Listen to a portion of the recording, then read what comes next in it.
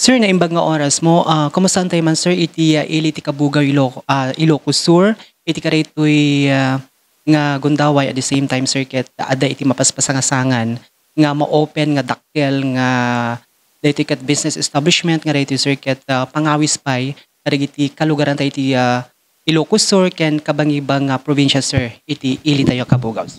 Well, yes, naimbag nga oras kadagiti aming viewers tayo dito yung JCQ TV and just like you said, sir, dato'y may lukat at nga business establishment which is ni Jollibee. It's finally opening. Dito'y Cabugao this month.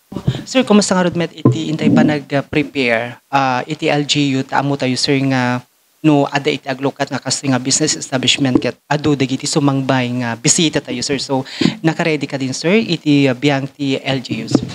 Well, of course, nakasagana naman iti local government unit when it comes to anticipating the foot traffic brought about by that nga dakol nga business, lalo it's a fast food restaurant. But we have to keep in mind nga dagiti fast food restaurant, it's in the name nga fast food, nadaras lang pag-stop overan ti tattao, tano di sa mangan, wano ag drive-thru. They actually ti main nga makikita mi nga market na. Balin nga drive-thru dagiti agbiyahe from south to north and vice versa.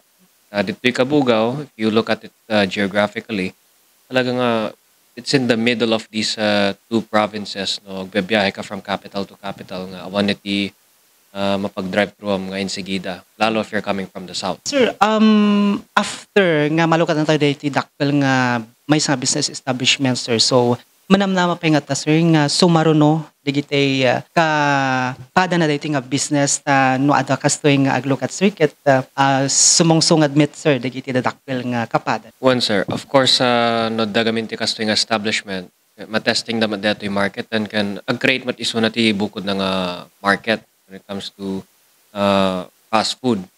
So apart from the GJ sister companies ni Jollibee, ni Red Ribbon, ken kastamet ni Chowking, we're hopeful nga dantupay digiti sumangkot.